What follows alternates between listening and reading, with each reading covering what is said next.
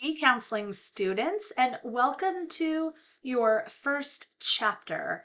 All right, so the name of your text by Cengage is Intentional Interviewing and Counseling, and that's so I have a lot to say about the title and actually the chapter when it comes to the word interviewing.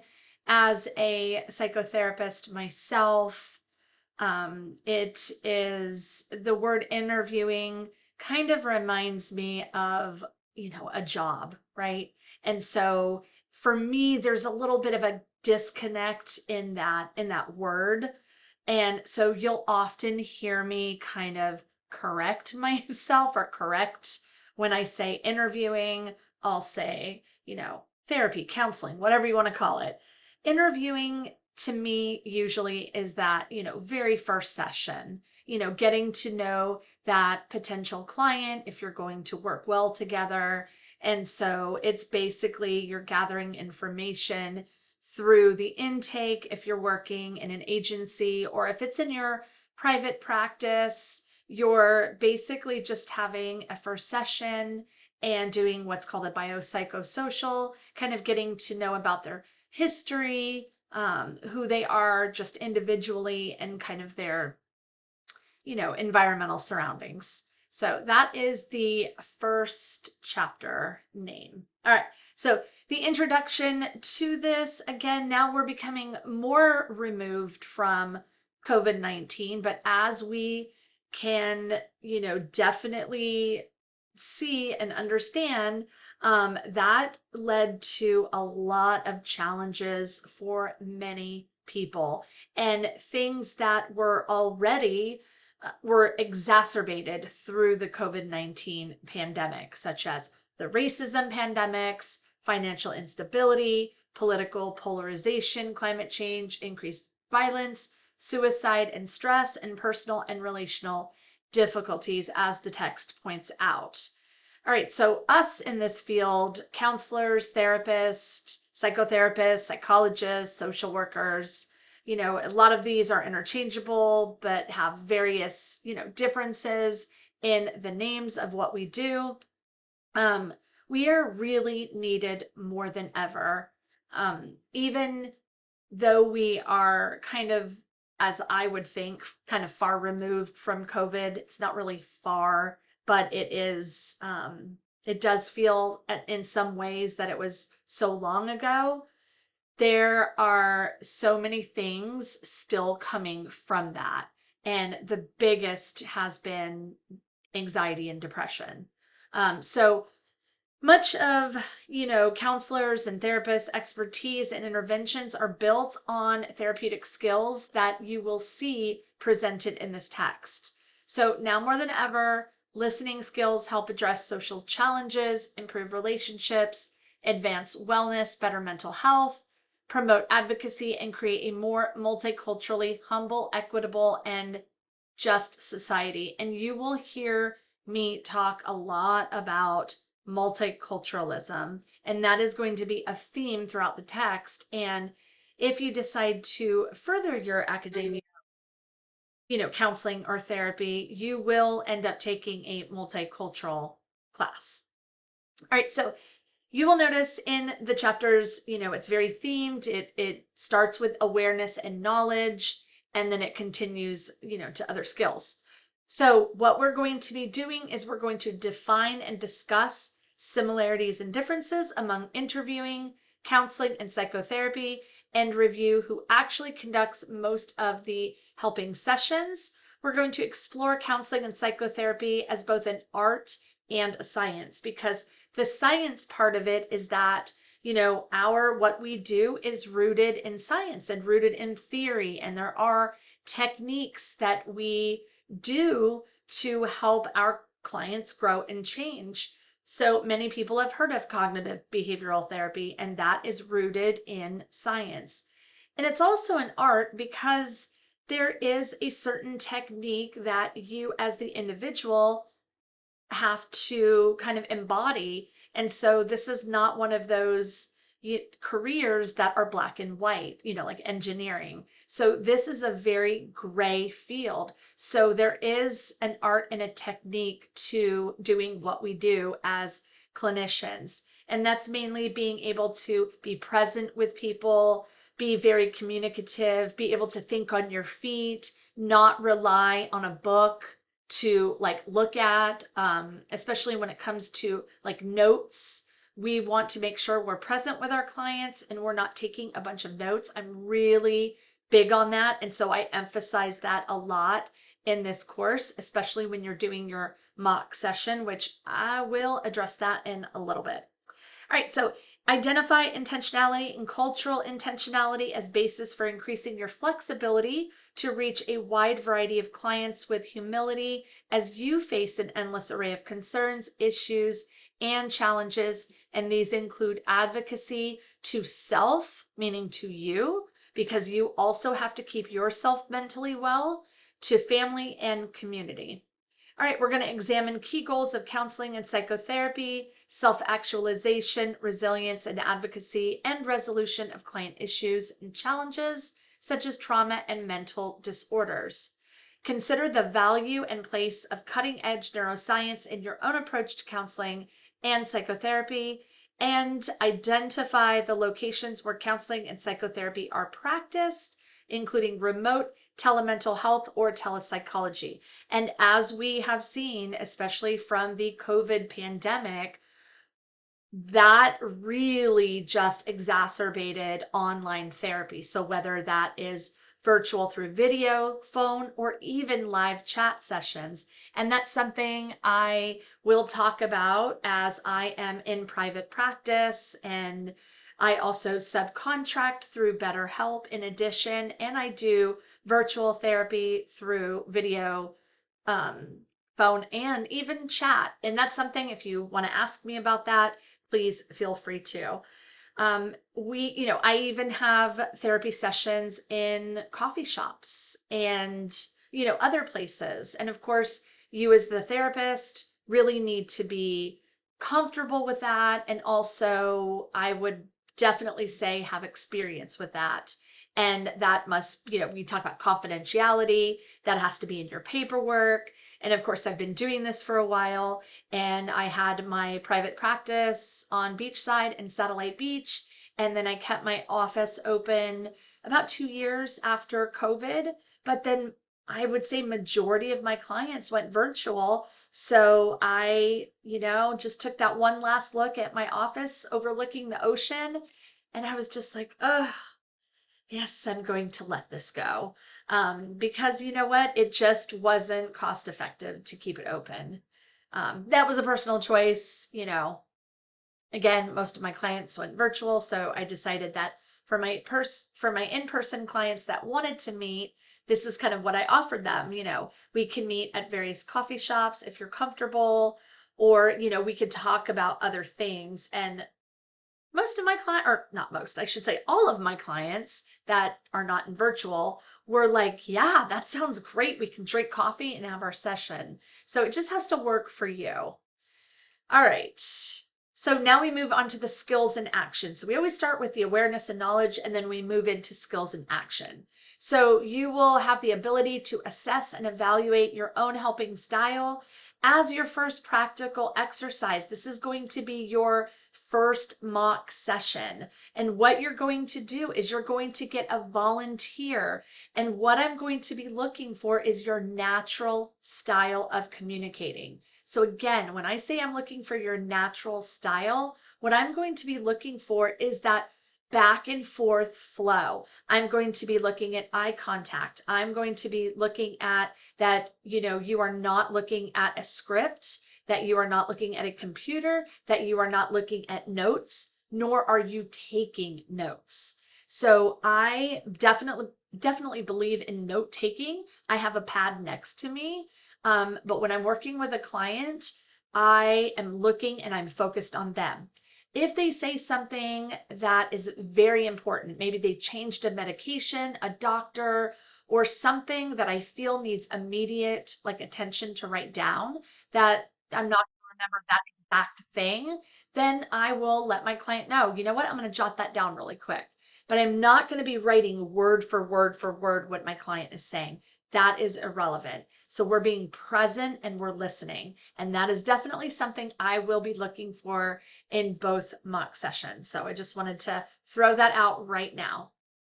All right, so this is going to provide that baseline so that later you can examine your first mock session to your last one. And you'll be able to see how you grew from just those 2 sessions and just what you've learned throughout the course. All right, so practicing and developing a portfolio of competencies provides a summary and journal of your experience. So every week you will have to fill out portfolio of competencies that are going to be, there are going to be assignments each week. And so as as you will see, you'll understand how that works in practice. You'll be doing reflective exercises, personal reflections, and then your POCs. All right. So next, you're going to have the ability to reflect on your personal, on yourself, I'm sorry, as a potential helper. That's, kind of how they word it in the book. Whereas science undergirds what is said here, you as the independent artist will find your own integration of knowledge and skills. So basically what that's saying is that through your own reflection and through your own comfort level of getting used to therapy, you're going to integrate what works for you. So you're going to understand different theories. You're going to learn so many different theories throughout your career as a student in this field, and you're going to be able to implement that as you see fit. You're going to be able to use your own homework, come up with your own things, but they're all based on some theory. But that's the art part of this field. And it's, you know what? It's so much fun to get into. I know, therapy. Therapy can be fun. At least in my practice, I make sure it's fun. All right. You're going to have the ability to conceptualize and plan to use the micro skills hierarchy. And you're going to see that a lot in the text as well. And that provides a foundation for that interview action, that word that I'm like, The skills hierarchy can be used to examine your early behavior as a counselor or therapist. It also will be useful in becoming skilled in multiple theories and approaches to counseling and therapy, including person-centered therapy, which I think is a great therapy approach, especially in the very beginning. I believe we have to move beyond the person-centered approach. That was designed by Carl Rogers, which was the most beloved psychologist to ever live. But there were definitely some weaknesses in that approach because, I'll talk about it later, but it is not a one size fits all when we are working with various individuals, especially when we're talking about mental health and mental illness too. All right, so as well as coping with many types of discrimination, including that based on race, gender, sexual orientation, and disability. All right, so I'm not going to read this. This is going to be a vignette in the text that you will look at and do. So you can pause if you want and read this, or you could just look at it in the text. All right, so as you can see this Venn diagram, we have counseling, interviewing, and psychotherapy, how they're separate, but also how they blend together. And they all have, and they're all intertwined, but then they have their separate kind of entities that I will go over. So the term interviewing, let's look at that one. That is the process of gathering data, providing information, and the text says advice, but I'm going to say from the beginning, as clinicians, we are not advice givers. So if in your work, if I am seeing that you write, I want to be able to give good advice, I will correct that.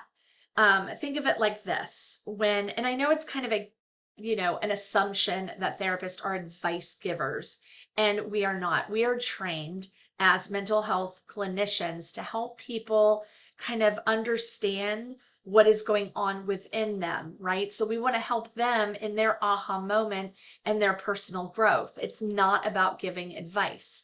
Because think about it like this. Anytime someone's given you advice and it works out well, you're like, oh my gosh, thank you so much. That was great advice. But what about the times if you give advice and it doesn't go so well?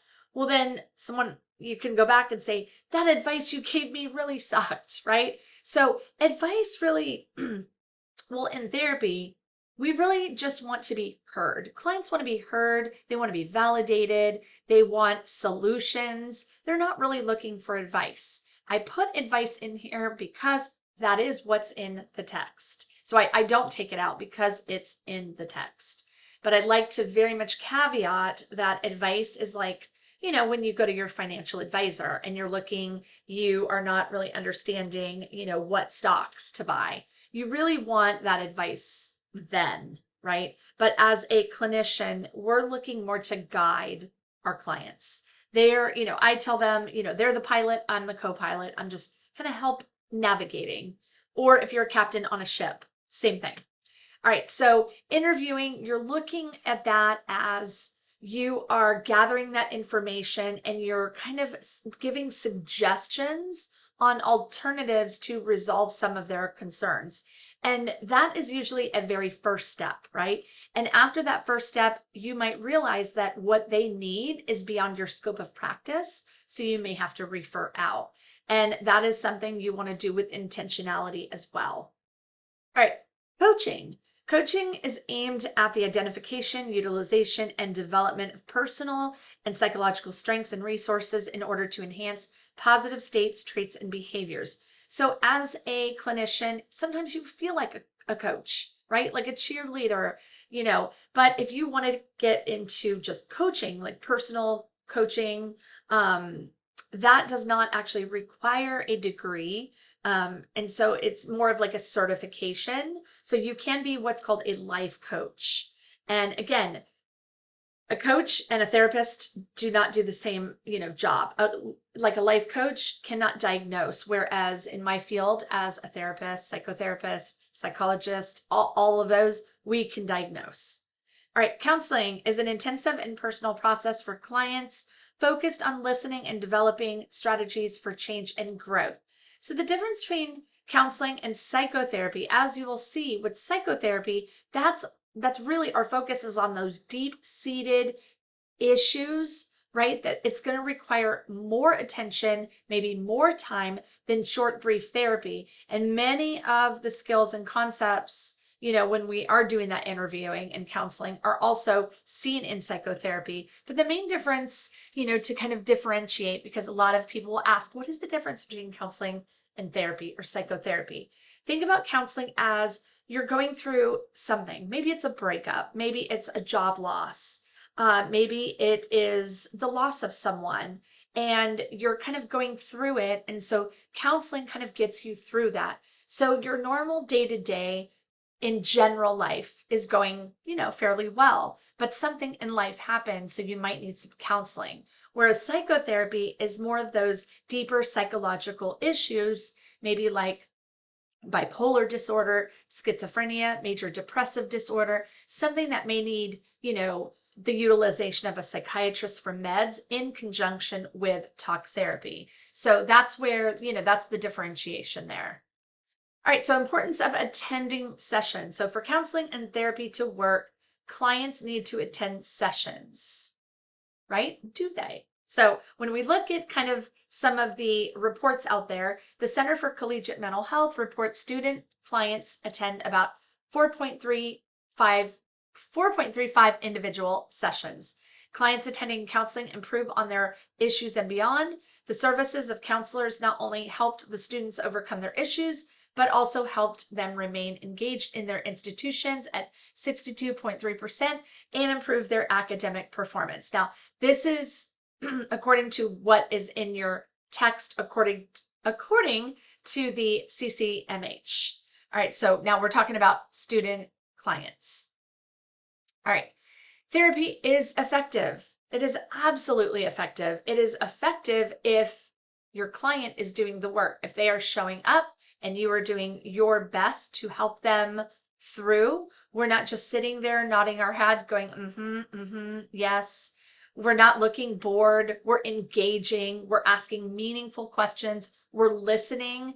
Because trust me, I will get clients that say, my last therapist, all they did was just sit there, nod their head, and asked me questions that weren't relevant to me, or they didn't even know what to say, or they told me to diet, exercise, do yoga, or pray, right? And so we want to make sure that we're intentional in our therapy, that what our client needs is met, their needs are met, and we're not just going with, read a self-help book and do this. As a clinician, I have all kinds of tips and tricks. I make up my own homework.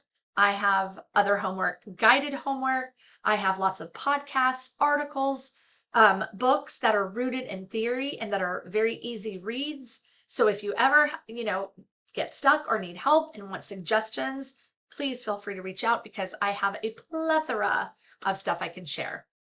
All right, so many psychotherapies have been found to be effective interventions for a range of psychological concerns. We have here some research found or confirmed that psychotherapies work. The typical client receiving psychotherapy is better off than 80 to 85% of untreated people within a dozen sessions. The average effect size of the study was 0.85 compared with no treatment is a large, robust effect. As you can see, that's a large effect. Those numbers concretely translate into healthier and happier people. Now, happy is on a spectrum. So when people say to me, I just want to be happy, I ask them, what does that mean? What does that even look like? Because happy, the word itself, is not something that is continuous, right? You have that good ice cream that you've been, wanting, that makes you happy. But are you going to be happy every single day of your life? No. There is balance. Just like, are you going to be sad every single day of your life? No. If you're too happy, right? That's an issue. If you're too sad, right? That's an issue. So happy all the time is manic. Sad all the time is depression. Those two are clinical things versus emotion. So we need to learn as clinicians, when clients are coming to us with these words, we need to be able to kind of teach them that these words have power and meaning. And I have words that are my go-to words and my words I say we stay away from. So as this term moves further, I'm going to give you all kinds of tips and tricks to work not only with clients, but in your own personal life, because I feel like it's important. All right. Looking at cultural humility and intentionality. Now, I will say this. Normally, my lectures are 30 minutes, usually and under. Sometimes I go a little over, but because this is a first one and I have a lot of stuff to get out, it'll probably go over the 30 minutes. All right, so the culturally intentional counselor acts with a sense of purpose or intention, skill, and respect for the diversity of clients. They practice cultural humility to care for clients based on self-reflexivity and self-awareness, valuing clients' expertise on the social and cultural context of their own lives, openness to establishing power-balanced relationships, and a lifelong dedication to learning. And you can facilitate client development in many ways. And that is something we are going to dive into further and later. All right, so cultural humility and intentionality is a central goal. So by yourself, but realize that to reach a wide variety of clients, you will need to be flexible. So if you're rigid, if you're very black and white in your thinking, you're not going to get a lot of clients, or they're not going to stay. So we want to remain balanced, and we do not want to burn out. So take on clients that you can work with. We are not, in general, you may want to think, and I can share stories about when I was a therapist at first and I just wanted to work with everyone. I thought I could, but my psychologist and my mentor, he very much schooled me, and I was so glad that I had him, because it was him actually years ago. He was the reason I got into this field. But yeah, I digress. Anyways, so when you are working with clients, be yourself. That is so important. They want someone that is authentic. They want someone that's flexible, that, be able to adapt. You're not changing your personality, but you're adapting and you're learning ways to interact with your clients because they are going to come from various backgrounds. And then you're also going to learn that sometimes you're not going to be able to work with a client and they're not going to be able to work with you because of maybe there's a personality clash or issue, or there's transference or counter transference. We have to be able to understand who we are as individuals, be humble, and just know that if we're not feeling comfortable, definitely they're not going to feel comfortable. All right. Intentionality speaks to the importance of being in the moment and responding flexibly to the ever-changing situations and needs of clients. Flexibility is essential to the art form of helping.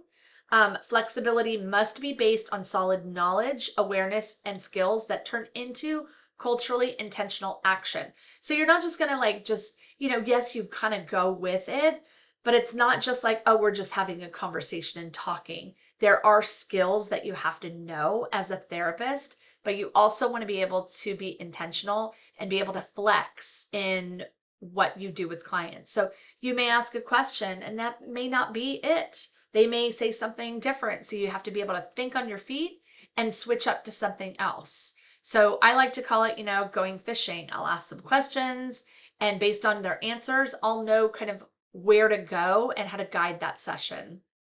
All right. With cultural intentionality, acting with a sense of capability and flexibly choosing an action from a range of alternatives. The session, as I call it, occurs in a cultural context, and you need to be aware of diversity and differences. The culturally intentional individual has more than one action, thought, or behavior to choose from in responding to changing life situations and diverse clients. And that just means that it's not a one-stop shop type of therapy with one method of doing something. There are going to be so many different ways that you work with clients. And the way you work with one is not going to be the same that you work with someone else. The culturally intentional counselor can assist clients in addressing a variety of situations while honoring and respecting diverse cultural beliefs. Without basic understanding and sensitivity to a client's uniqueness, you may fail to establish a relationship and achieve an understanding of the client's issues. And what's going to happen is they're either going to stop going to therapy altogether, or they're going to stop going to you and pick someone else. All right. As it relates to multiculturalism, we do live in a very multicultural world. We are all multicultural beings. So when someone says in their work, I do not have a culture, or I'm not a multicultural, human being, I will say that is absolutely not true. So we have to understand what multiculturalism is, because we are all multicultural beings. So culture is not out there, rather it is found inside everyone. Culture markedly affects our views of the world. Learn about and be ready to discuss cultural differences, but always with a sense of humility and willingness to learn. So it's not going to be, oh, it's my way, right? Because again, if that's the case, you're causing harm to the client and not a very good reputation for yourself. All right, clients come to us feeling that they're not maybe functioning effectively and they're focused on what's wrong with them. Often clients do come in with what is wrong with them. They are stressed and stuck. Those are so big themes in therapy, and clients that come in. They're stressed, stuck, overwhelmed, and unable to act. So they will come in feeling like their world is in shambles. Not everyone, but a lot of them. And so what we're not creating is a false sense of positivity. Do we want to create a positive place for them? Absolutely. Do we want to let them kind of rant and be stuck in their negativity? Absolutely not. But we do want to allow them to address their stress, their stressed lives, they're being overwhelmed and stuck, and not say, well, look on the bright side. At least you're not going through this. That is such an insult and a slap in the face to someone that's coming in for therapy. So yes, we do work on positive psychology and working on having a more resilient outcome, but we also need to be real with our clients. They may have a negative self-concept, they may be depressed, like clinically, or they may be full of anger towards others. Now, that is just fear turned inward. So we really need to explore where that anger is coming from. If you've never heard or, seen the anger iceberg, the anger is what's on top, right at the surface. And underneath are all of those emotions that kind of build up into that anger, that behavior. So it's really important to understand that. All right, the focus on the negative is what we combat as we emphasize developing client intentionality, resilience, and self-actualization. So through our therapy journey with them, we hope that they will develop those skills. All right, so what does intentionally and flexibility mean for you as a counselor or a therapist? Clients will benefit and become stronger as they feel heard and respected. They will become intentionally flexible with new ways to resolve their concerns. And resolving specific immediate issues will help them feel empowered and facilitate further action. So by the way interact with your clients, it gives them the ability to just breathe and like, oh, okay. Whew. And I love mirroring. And you're going to learn about that in this course. Mirroring is like they come in all tense, right? So I will be more tense. I'll be more like, leaned in. And then I let them have that. And then I have them mirror me. So without like, you're not saying, hey, we're going to do mirroring. So I kind of, if they're talking fast, I'm going to talk fast. But then I'm going to start talking slower. And then they're going to start matching my energy. It's a really cool thing to do. Some people feel uncomfortable when you're a beginning therapist because you have to kind of learn this technique, but it's actually really real amazing. All right, so the two big kind of gurus in this resilience and self-actualization are Carl Rogers and Abraham Maslow. If you've ever heard, seen the Maslow's hierarchy, that's who that is. So they gave the central importance to being in relation to others and giving back to others and your society and world, which includes advocacy. Clients and their cultural backgrounds are unique. Help clients build resilient self-actualization in relation to others and their cultural and environmental context. All right, so let's talk about resilience because resilience is something you're going to see a lot of. That is both a short-term and a long-term goal of effective counseling and therapy. We seek to help clients resolve issues and concerns, handle future difficulties, become more competent, and respect themselves more. Helping a client resolve an issue contributes to client resilience. Sometimes we have it within us, but also we can teach resilience. Pointing out to clients that they are demonstrating resilience and ability helps facilitate longer-term success. Counseling's ultimate goal is to teach self-healing. It's not like therapizing, yourself, but we want to teach them through their therapy journey how to self-heal, taking those skills they've learned and now applying them when they're no longer in therapy. So that's the capacity to use what is learned in counseling to resolve future issues. And again, they may be great for years and they may come back into therapy for something else. So that might just be a few, maintenance sessions, or again, they could be coming in for something totally different, like a breakup or a divorce. All right, self-actualization, the curative force in psychotherapy, man's tendency to actualize himself, to become his potentialities, to express and activate all the capacities of the organism. That's according to Rogers, that is in your text. Intrinsic growth of what is already in the organism, or more accurately, of what is the organism itself. Self-actualization is growth motivated rather than deficiency motivated, and you will find that in your text as well.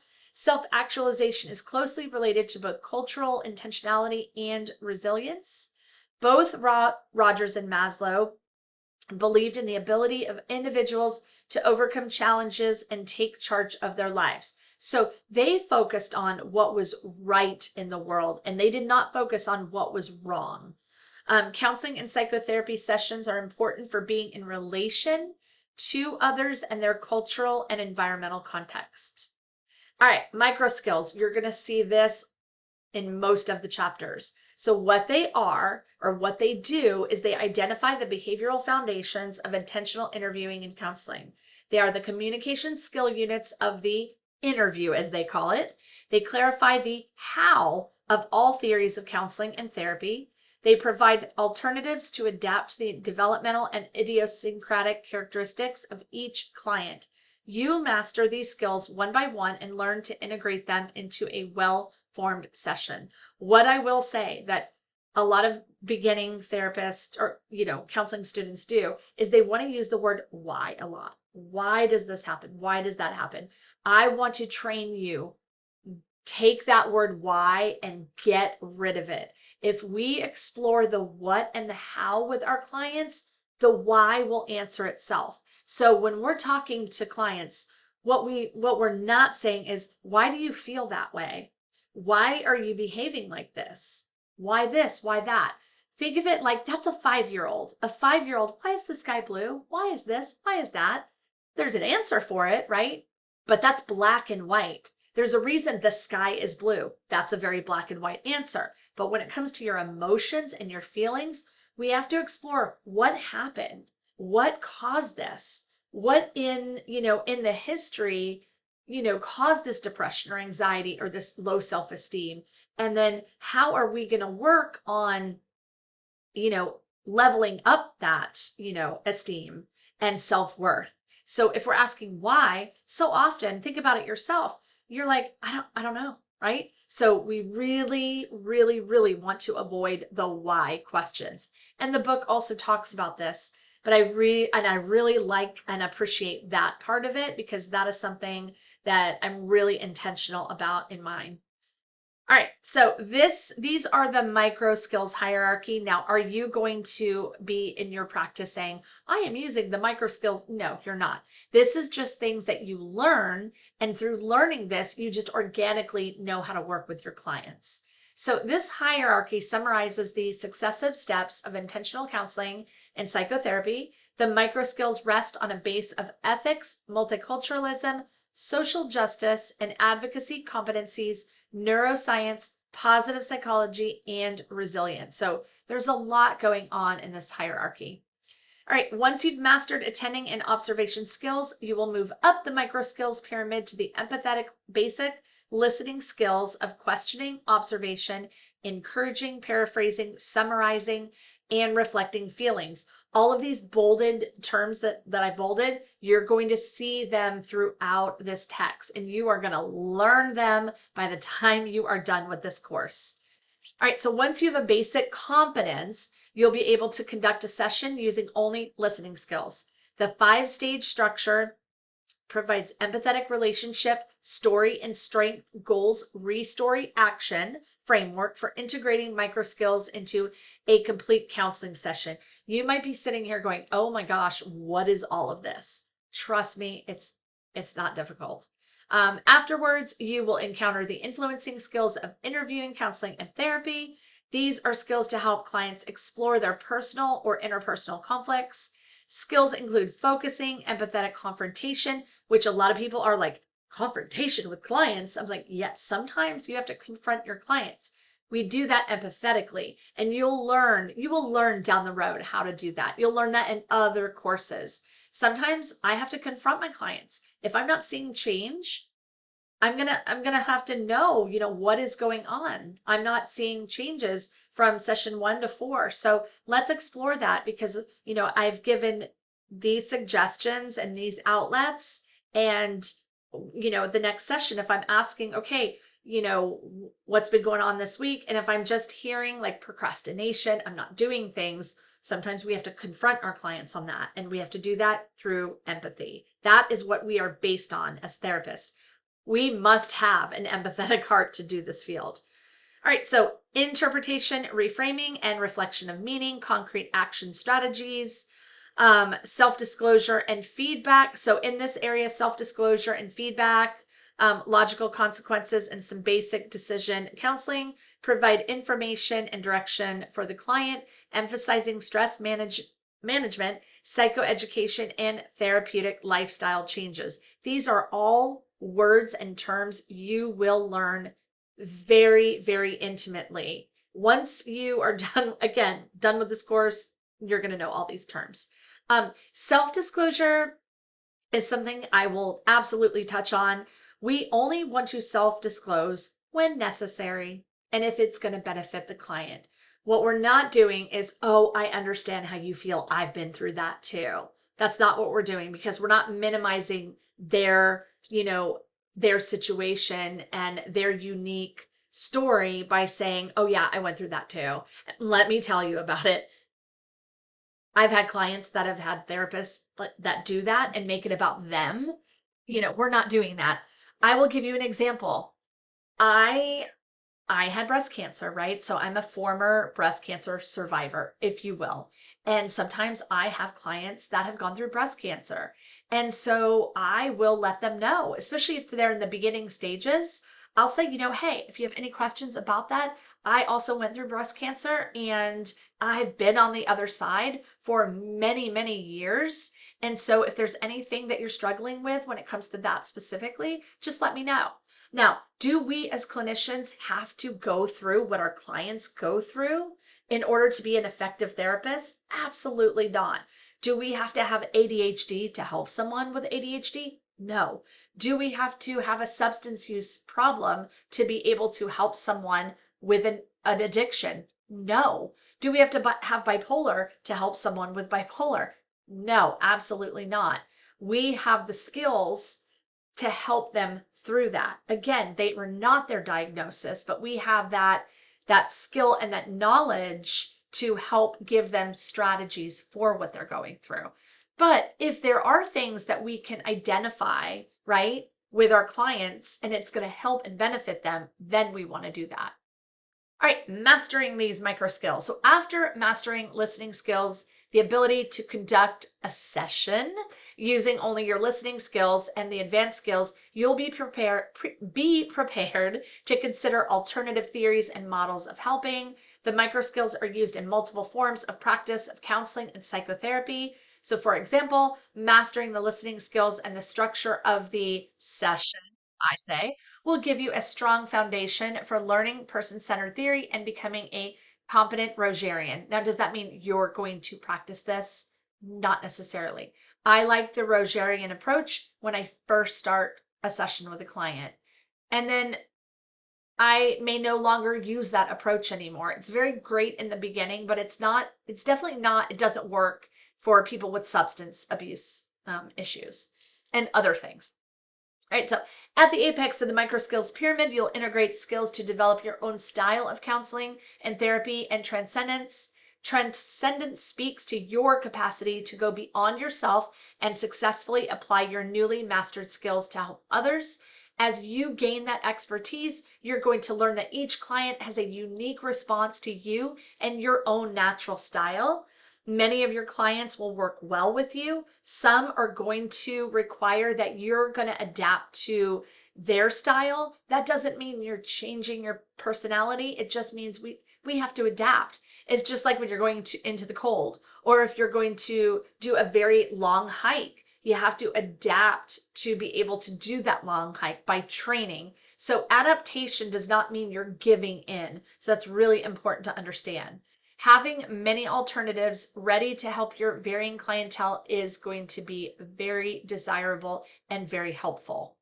All right, so the 6-step learning framework that includes introduction, awareness, knowledge, and skills, observation, multiple applications, action, and your POCs and personal reflections. So focus on a single skill and identify it as a vital part of the holistic session, as I call it. Awareness, knowledge, and skills. You're going to see that theme every week in the lecture. Read about the single skill or strategy and or hear a lecture on the main points of effective use from your instructor, like myself. I'm going to give you different points of view.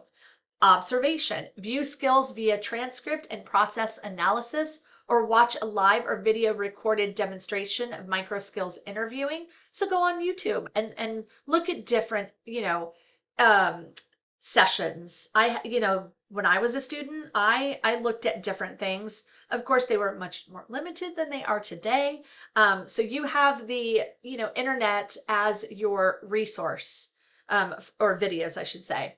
Multiple applications, review different applications of the skills, variations according to diversity and other dimensions, and additional ways in which a skill or strategy can be used.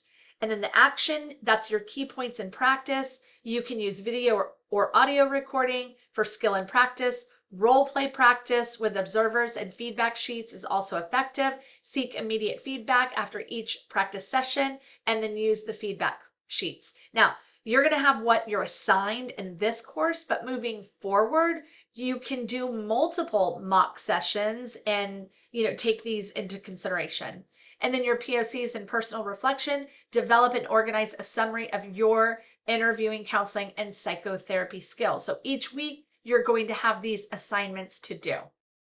All right, so when it comes to neuroscience and neurobiology, you're going to see that as a theme throughout every chapter. We cannot separate the body from the mind. So everything biological is simultaneously psychological. Our biology and our psychology, they work together. So we use executive functions and emotional regulation skills every day to learn, work, and manage our daily life. The brain is constantly developing new neural networks. This is an example of brain plasticity and neurogenesis. You probably learned that in general psychology, especially if you took my class, you did learn about that. Effective counseling and therapy can cause development and useful new neurons and neural connections in the brain. Neuroplasticity can result in the wholesale remodeling of neural networks. A brain can rewire itself. Our brain is the most amazing organ in our body, and the ability that it has to rewire itself is phenomenal, something I don't think I will ever truly understand. Counselors must increase their knowledge of neuroscience to communicate effectively with other mental health and medical professionals, because sometimes you may have to consult with a psychiatrist, or if you have a client that had a major brain injury or that goes to a neuropsychologist, you may have to interact with them. So it's really important to have knowledge in neuroscience. You do not have to be expert in it, but you do want to brush up on it. All right, 80% of medical issues involve the brain and stress. In most forms of counseling and psychotherapy practice, stress is considered an underlying issue. Most people that come into counseling, most of what my clients say is, I'm stressed. Stress management and therapeutic lifestyle changes are effective routes toward both mental and physical health and necessary regardless of personal counseling style or preferred theoretical approach. Helping your clients to manage stressful life events is critical in many styles of client intervention and treatment. Strategies to help clients better cope with stress and manage stressful issues include listening to their stories, establishing that that trust and that empathetic relationship, understanding their world and their worldview. Even if you don't agree with it, understand it. That's all you need to do, and focus on wellness and strengths. We're not, we're allowing them to have their time to be down, but our focus is they're coming into therapy for wellness, not toxic positive, positivity, but how do I become a well individual and how do I work on the strengths I do have? That's the main point. All right. Counseling, interviewing, and therapy can take place outside of the office. It can take place in a client's home if you choose. Maybe someone that lives in the country, maybe an elderly person. That might be a consideration. In a coffee shop, I meet majority of my in-person clients at a coffee shop. You can meet at the park. Maybe you're a mentor, so you meet at the basketball court, at the football field, whatever it is. Street corner is in the book because maybe you're not meeting the client in their home, but you're meeting out on the corner, right? I know it sounds wonky, but it does happen. You might meet them at the library. You might meet them at their school, a detention center or jail. You might even meet them at their workplace, at the church, especially if you're like a Christian counselor or a, religious counselor, or you might meet them at a restaurant. Those are all appropriate places to meet a client. It's just very important that your paperwork includes those HIPAA, we want HIPAA compliance in our paperwork. That is very important. And understanding the limits of confidentiality, because if you're in a coffee shop and someone overhears you, or maybe someone comes in that knows you or knows the client. That's where you have to have that conversation ahead of time with your client, have that in your paperwork. The therapist needs to, engage and say, hey, I'm not going to say I'm your therapist, right? And I tell my clients, if I see you in a store, I'm not going to come up to you.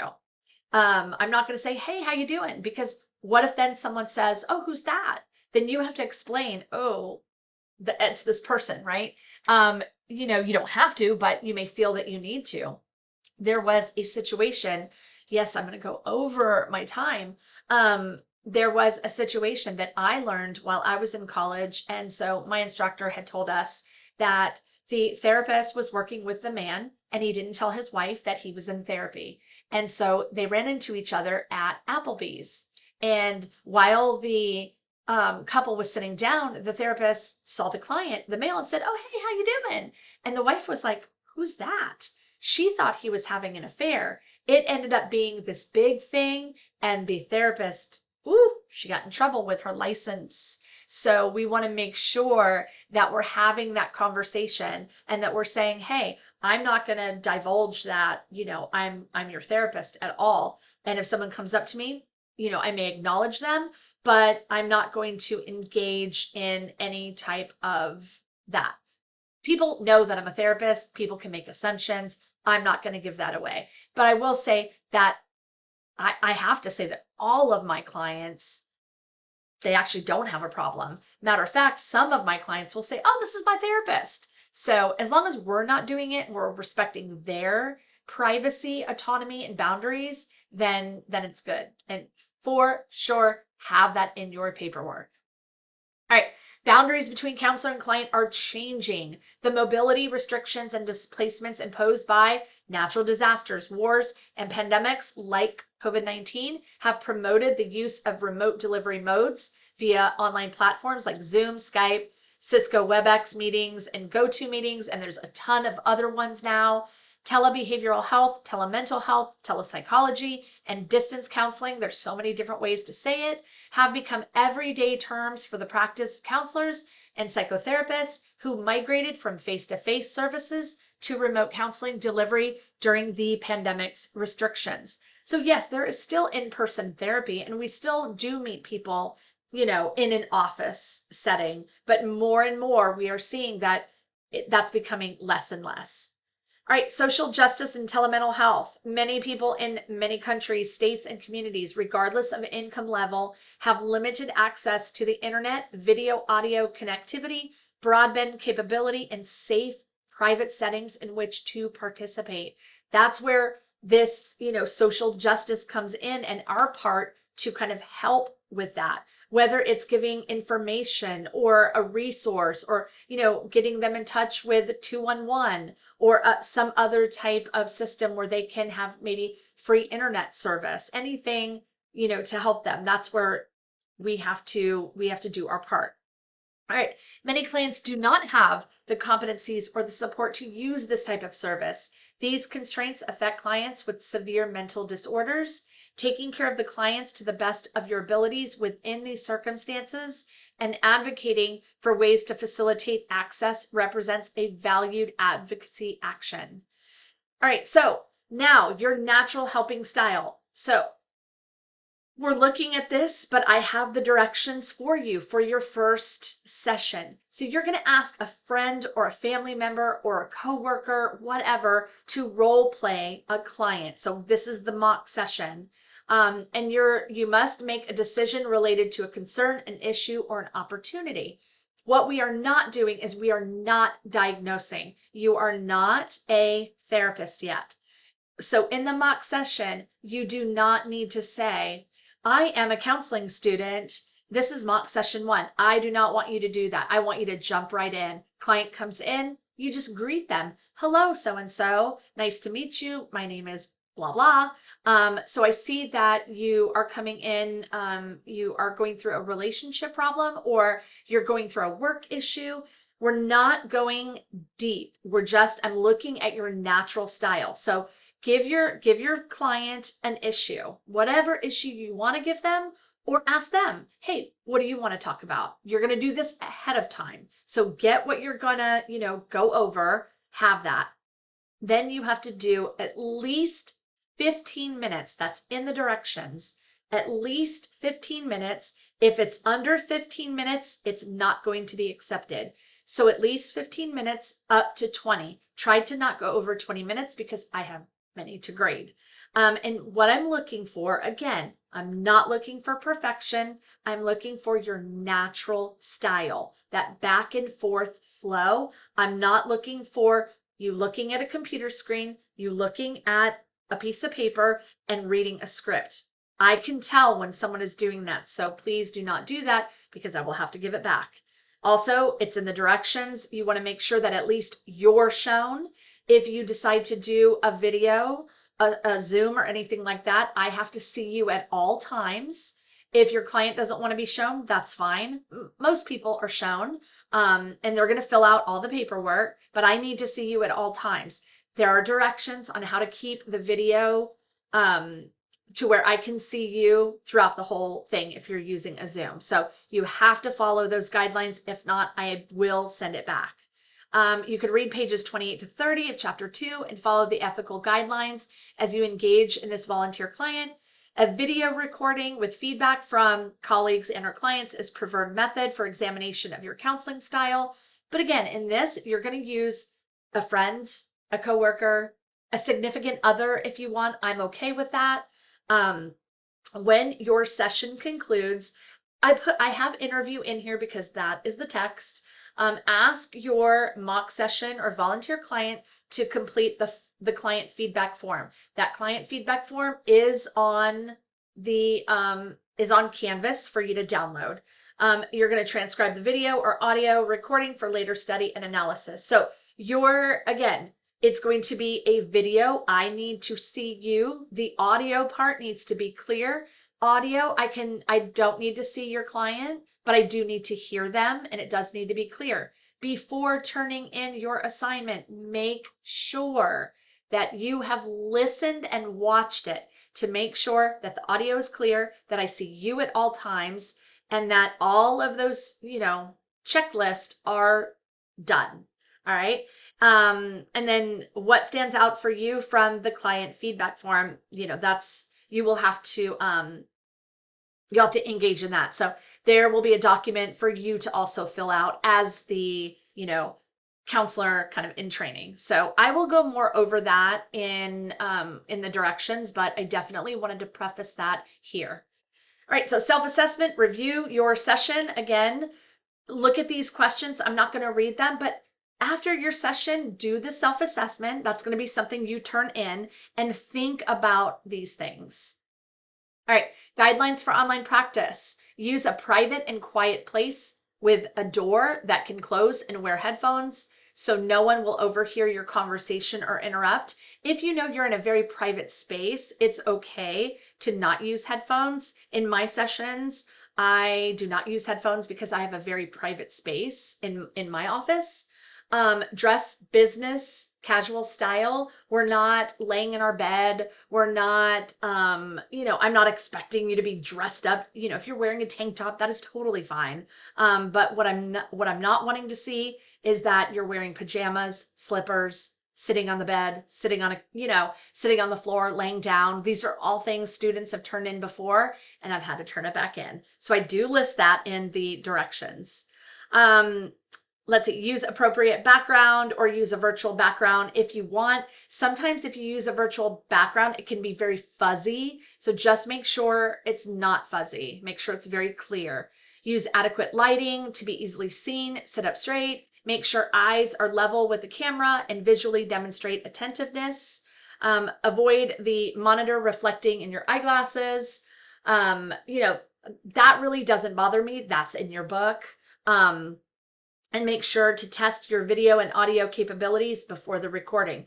The last thing you want to do is do an entire session of 15 minutes to 20 minutes and there be no audio. I've had many students do that and they just turned it in and they didn't listen first. So do a sample of like 30 seconds or a minute, make sure before turning it in. And like I said, the directions will be very explicit.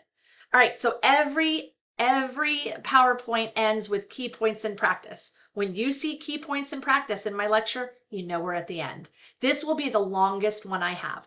So, interviewing, counseling, and psychotherapy went over. Counseling is both science and art, cultural humility and intentionality, resilience and self-actualization, micro skills and micro skills hierarchy, neuroscience, neurobiology, and stress, places where we meet clients, your natural helping style, and we finally end with portfolio of competencies and personal reflections. Woo! We are done. I kept it right under an hour, and I'm going to make sure I do. I will see you in chapter 2, where the lecture will be much smaller. Okay? Peace.